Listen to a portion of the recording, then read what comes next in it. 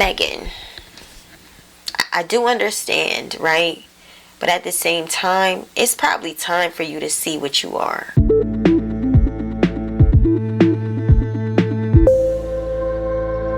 Spicy the topic, spicy the pandemic. Unless you're giving me credit. What's up, spicy kings, spicy queens? I am Spicy AF with the Spice Cream.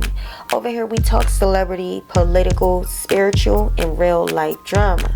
If that's your thing, hit the thumbs up to like this video.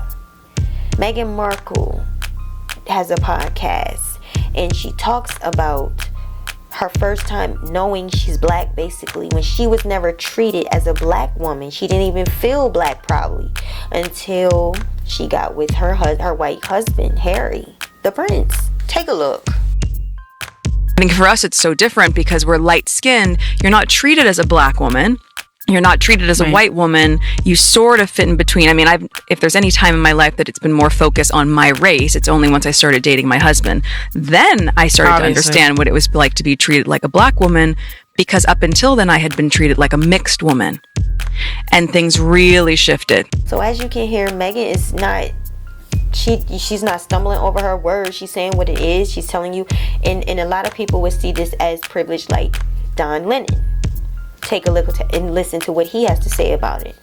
You've talked a lot about this, Don, this concept. Yeah, well, look, there are a couple of things at work here. There's colorism, which I talk about. There's colorism in the black community. But there's also, this is also for people, in some ways she's saying that she had privilege. And so therefore it didn't apply to her because it never happened to her, right? She was a mixed woman. People didn't really know how to react to her. They didn't know if she was black or white, but she didn't get the full black treatment, because people weren't sure that she was, black.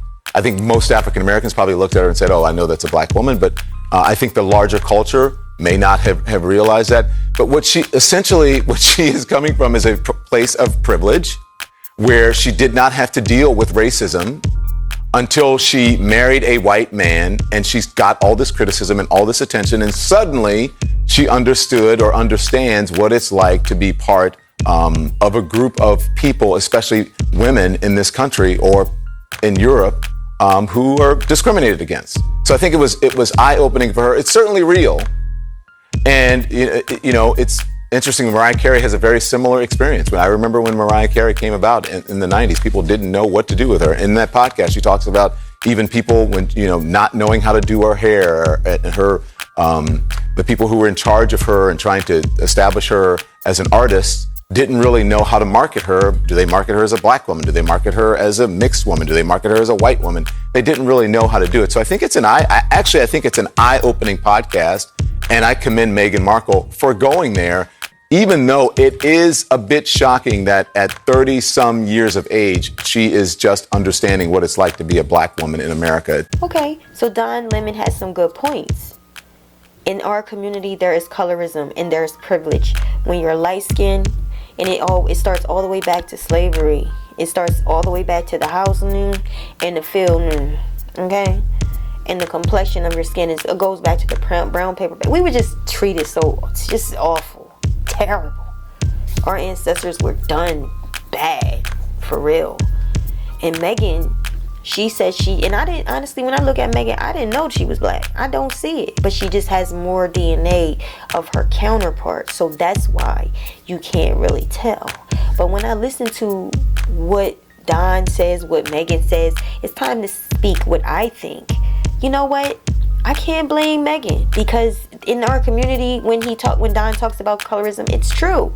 Our community does sometimes outcast the light skin. They do outcast them, and you can't be yourself. You can't be free to speak your mind. You can't say the things that somebody darker will say and get away with it. You're accused of thinking you're better, and I think it's just all wrong. It's really wrong. Let me know if you think that Don's perspective is right and how you feel about what I'm saying. Do you feel like our community needs to also be willing to listen to the light-skinned person, the dark-skinned person? Do we need to have an open conversation? Do you think that's possible?